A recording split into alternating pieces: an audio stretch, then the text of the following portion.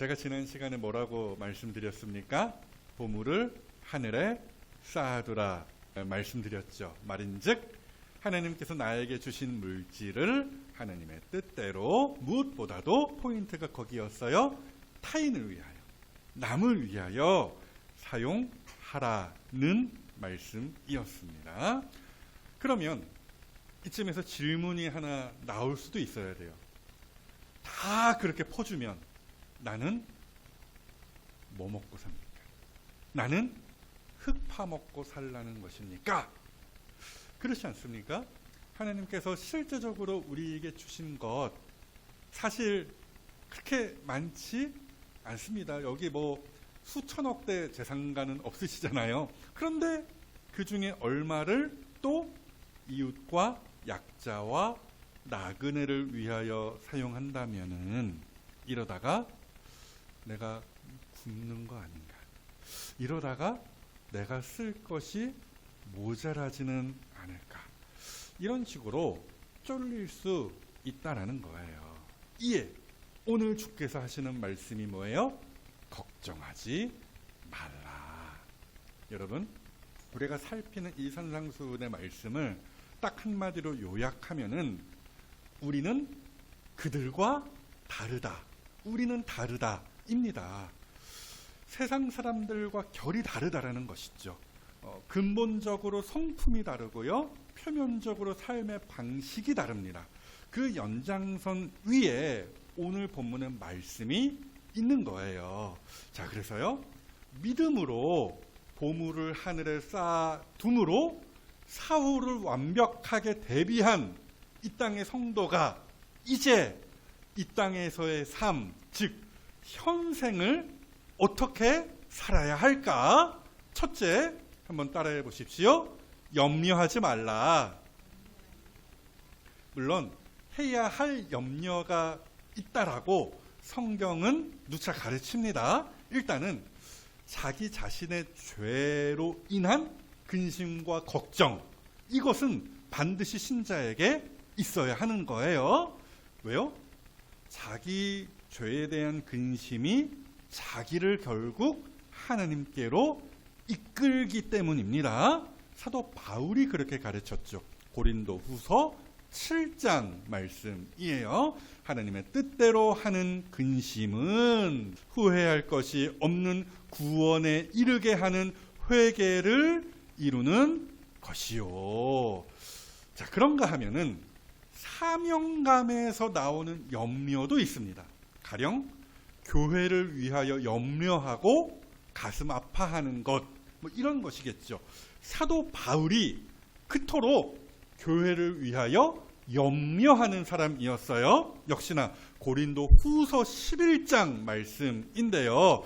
아직도 날마다 내 속에 눌리는 일이 있으니 곧 모든 교회를 위하여 염려하는 것이라. 그러니까 사도 바울은 어디 교회에서 싸움이 났다 그러면은 밤잠을 설쳤다라는 것이죠. 어떻게 하면은 그 교회의 문제를 해결할 수 있을까? 고심에 고심을 거듭했다라는 거예요. 말인즉 염려라고 해서 다 같은 염려가 아니다. 이 말씀을 제가 지금 드리는 것입니다. 하나님의 나라와 그의 뜻이 이 땅에 이루어지는 것을 노심초사 바라는 그러한 염려가 있다라는 것이죠. 이걸 다른 말로 바꾸면 오늘 본문에 있는 말씀이죠. 먼저 그의 나라와 의를 구하라. 자, 어찌되었든 이거예요. 요는 하나님 보시기에 좋은 염려가 있다라는 거예요. 그러나 세상 쓸데없고 필요 없는 염려가 있으니 본문 25절 말씀이죠. 그러므로 내가 너희에게 이르노니 목숨을 위하여 무엇을 먹을까, 무엇을 마실까, 몸을 위하여 무엇을 입을까 염려하지 말라.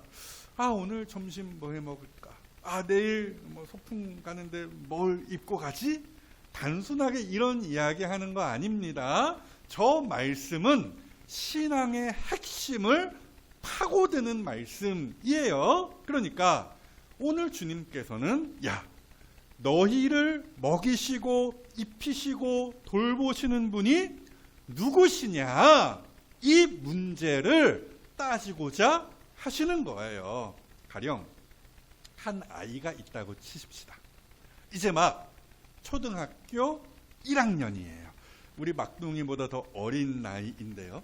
보통 요 정도 되는 아이들이 무슨 생각과 무슨 고민을 하면서 살까요? 어린이날 지났지만 어찌되었든 상상을 해보면은 이제 내일이면 어린이날인데 어일은 어린이날 뭐 그런 노래 부르더라고요. 무슨 선물 받을까? 오늘 저녁에 엄마가 라면을 끓여주실까? 오늘 저녁에 뭐 먹지? 뭐 이런 거요. 뭐 해주실까? 뭐 이런 거죠. 아빠가 용돈을 좀 많이 주셨으면 좋겠다. 그러니까 무슨 얘기예요? 고민거리가 없지는 않지만 사실 그게 다 뭐 이런 표현 미안해요. 애 같은 애 수준의 고민이겠죠. 그런데 간혹 참 마음 아프게도 나이에 맞지 않은 고민을 하는 아이들이 더러 있습니다.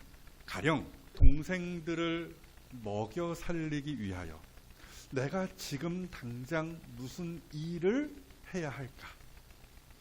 지난달 우리 집 전기요금, 수도요금이 밀렸는데 이건 또 어떻게 감당을 해야 할까? 뭐 이런 경우와 같이 말입니다. 여러분, 정상이 아닌 것이죠.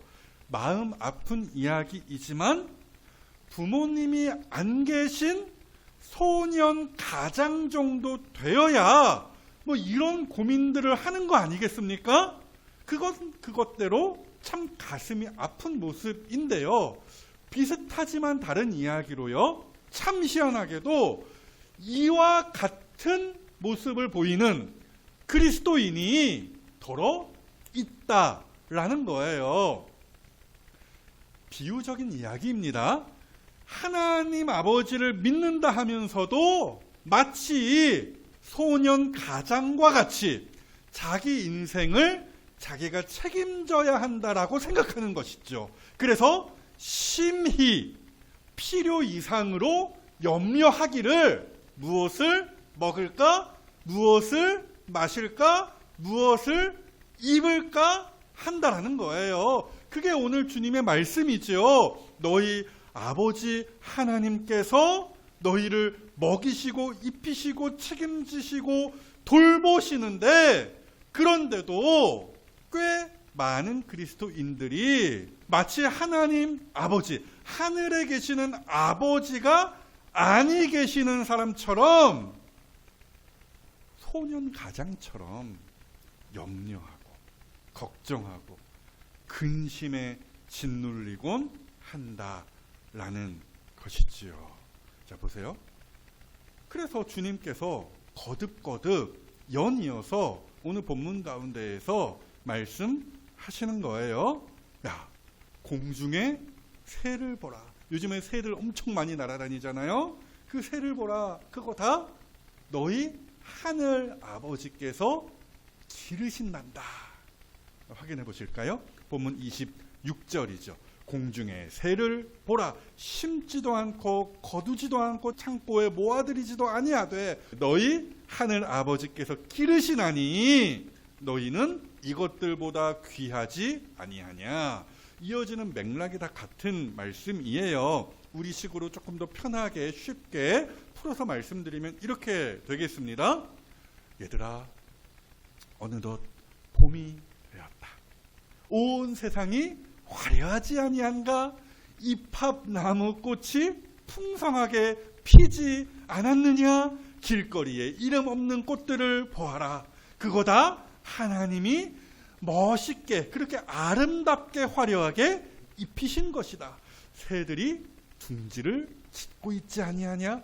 새들이 얼마 전까지만 해도 나뭇가지 이렇게 입에 물고 막 날아다녔어요. 그거 다 뭐 하려고 물고 다니는 거예요? 집 지으려고 물고 다니는 거죠. 그렇게 둥지를 짓는 거예요. 곧 걔네들이 알을 낳을 것이고 새끼도 삐약삐약 기를 것이다. 그거 다 누가 기르시는 것? 하나님이 기르시는 거다. 이처럼 자연 만물을 너희 아버지 하나님께서 세심하게 돌보신단다. 얘들아, 제발 좀 믿어다오. 그러시면서 주께서 일침을 놓으시기를, 본문 30절이죠. 보실까요? 하물며 너희일까 보냐? 믿음이 작은 자들아. 무슨 말씀이에요? 공중의 새나 들판의 꽃보다 훨씬 더 하나님께 중한 존재가 누구? 바로 우리라는 것이죠. 여러분 생각해 보세요. 하나님께서 천지를 만드실 때 제일 끝에 뭘 만드셨어요?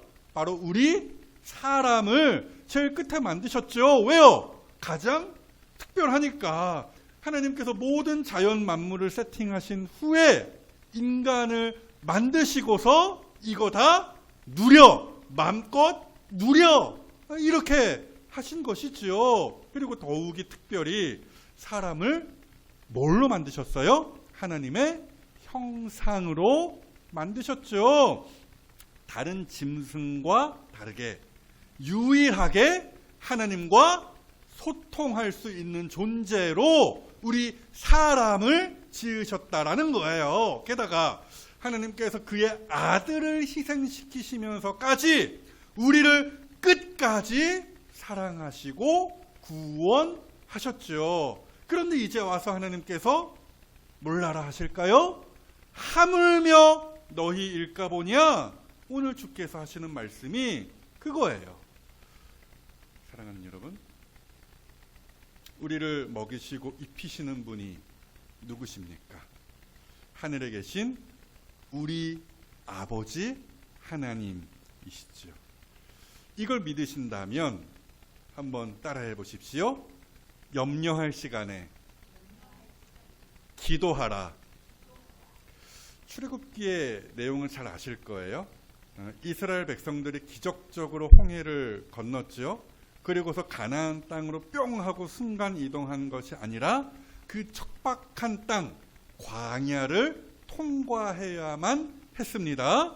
제가 몇 번 말씀드렸지만 광야는 사람이 살기에 적합하지 않아요.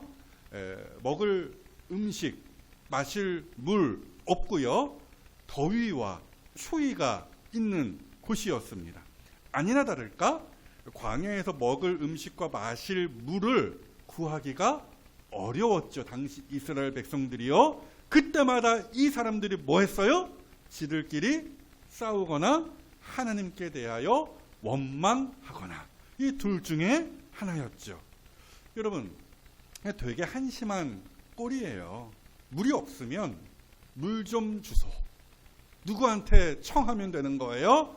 하늘에 계시는 우리 아버지 하나님께 구하면 되는 거잖아요. 주시는 분이 하나님이시니까요. 공중의 새도 돌보시고 들에 핀 꽃도 돌보시는 분이 하나님이시고, 우리를 더욱더 특별 대우하시는 분이 하나님 아버지이시기에 우리가 구하면 주시는 거예요. 그런데도 이스라엘 백성들 대부분은 기도하지 않았어요.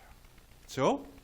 그러나 기도하는 유일한 한 사람이 있었으니 그가 누구였다고요? 모세였죠.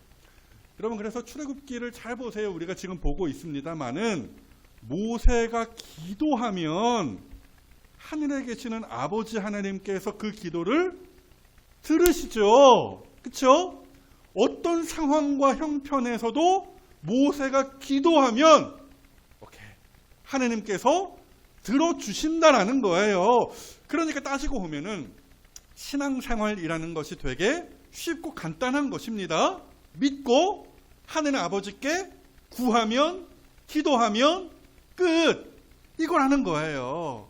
사랑하는 여러분, 우리의 기도의 대상이 되시는 분이 하나님이 어떤 분이시라고요? 공중의 새들을 부지런히 기르시는 분이시죠. 뿐만이 아니라는 거예요. 백합과 들풀 등등 자연 만물을 그의 지혜와 능력과 선하심으로 돌보시는 분이십니다. 바로 그분이 하나님의 형상으로 지으심을 받고 감히 하나님의 자녀라 칭함을 받는 우리들을 더욱 열심히 부지런히 세심하게 돌보시겠지요. 하물며 너희 일까보냐 믿음이 작은 자들아. 그러하기에 사랑하는 여러분, 우리는 필요 이상의 욕심을 낼 이유가 없어요. 하나님이 나를 버리신 건가 의심할 이유도 없습니다. 필요한 것이 있다면 아버지 하나님을 믿음으로 구하시면 끝 되는 것입니다. 물론 구한다고 다 주시는 건 아니에요. 야고보서 3장에 그 말씀 있잖아요. 얻지 못함은 구하지 아니하기 때문이다. 구하여도 얻지 못함은 욕심에 사로잡혀서 잘못 구하기 때문이야. 자, 어찌되었든 우리에게 있어야 할 것을 아시는, 오늘 본문에도 그런 표현이 있잖아요. 아시는 하나님께서 필요한 만큼을 적절한 때에 주실 것이에요. 하나님의 뜻대로 말입니다. 자, 그래서요, 마태복음 7장에 있는 저 말씀 우리 다 같이 한번 읽어보실까요? 시작. 너희가 악한 자라도 좋은 것으로 자식에게 줄 알거든 하물며 하늘에 계신 너희 아버지께서 구하는 자에게 좋은 것으로 주시지 않겠느냐. 아멘. 그래서 바라기로는 아버지 하나님 안이 계신 것처럼 염려하지 마시고 필요한 것을 아버지께 구하심으로 받으시고 적당하게 이 땅에서 누리실 수 있는 이 자리에 주의 자녀들이 다 되어주시기를 주님의 이름으로 축복합니다.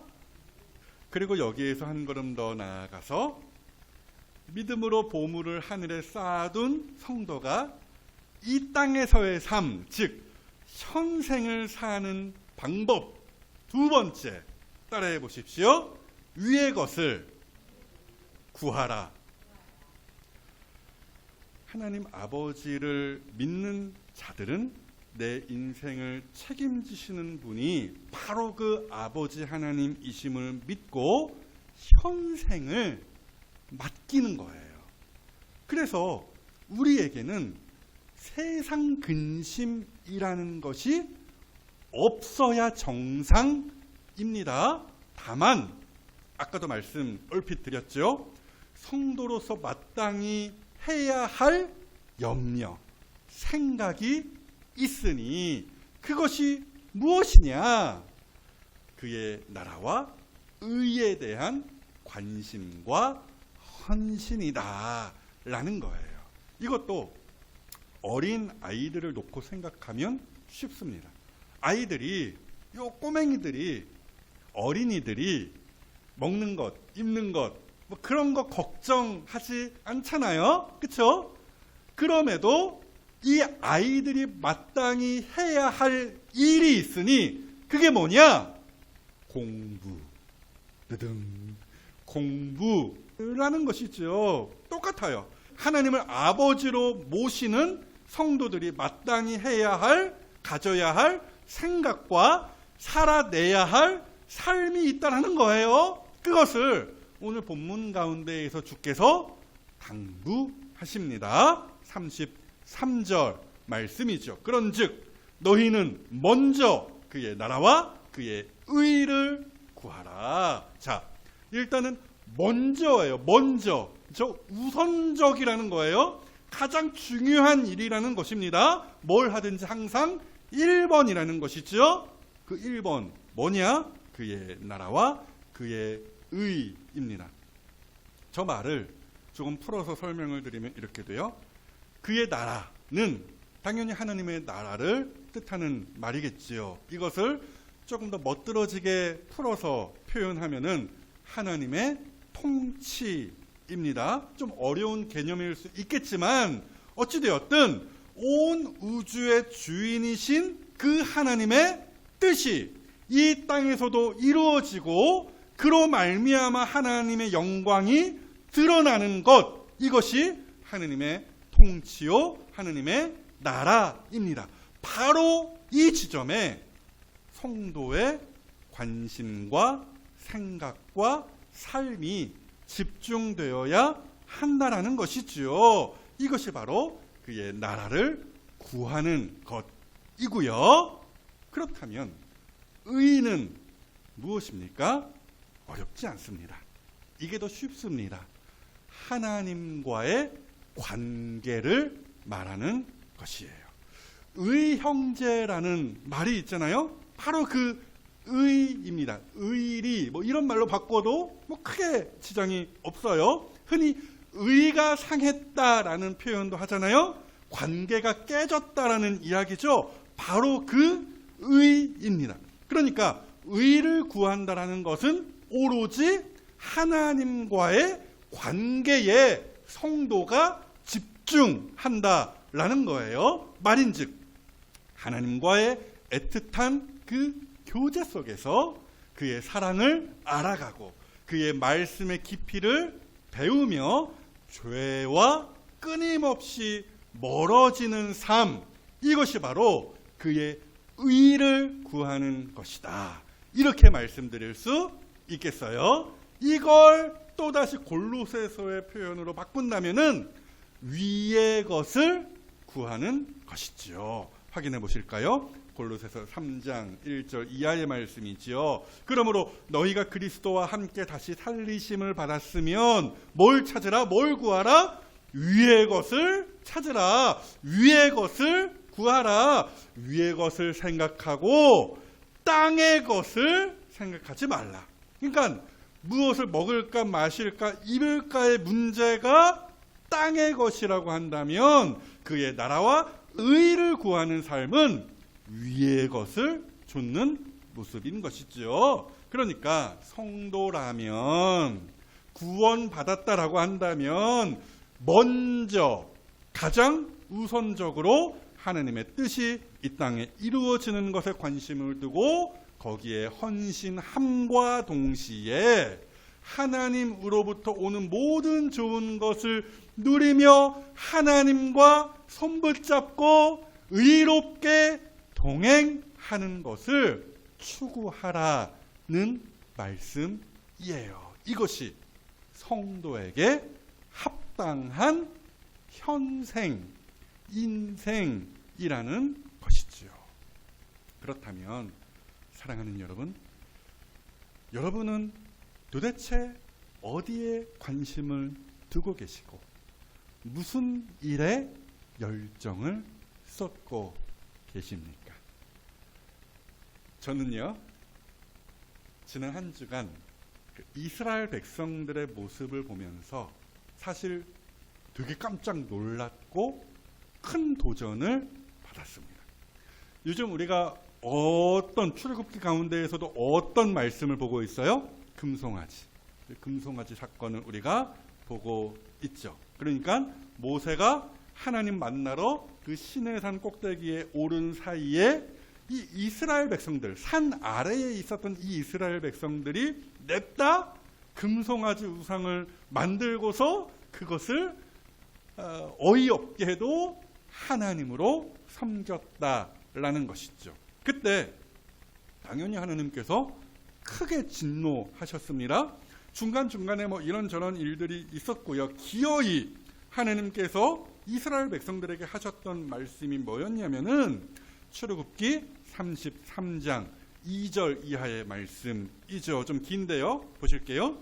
내가 사자를 너보다 앞서 보내어 가나안 사람과 아모리 사람과 헷 사람과 브리스 사람과 히위 사람과 여부스 사람을 쫓아내고 너희를 젖과 꿀이 흐르는 땅에 이르게 하려니와 나는 너희와 함께 올라가지 아니하리니 너희는 목이 곧은 백성인지 고집 센 놈들이다라는 거예요. 그래서 내가 길에서 너희를 진멸할까 염려함이니라 하시니, 그러니까 약속 오케이 다 이루어 줄게, 땅 내가 다 줄 거야. 그런데 이 부분이죠. 이제 나와 너희는 남남이야, 이 말씀입니다.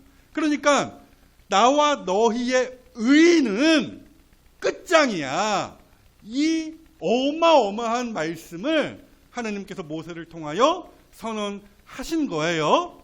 이에 대한 이스라엘 백성들의 반응이 어땠습니까?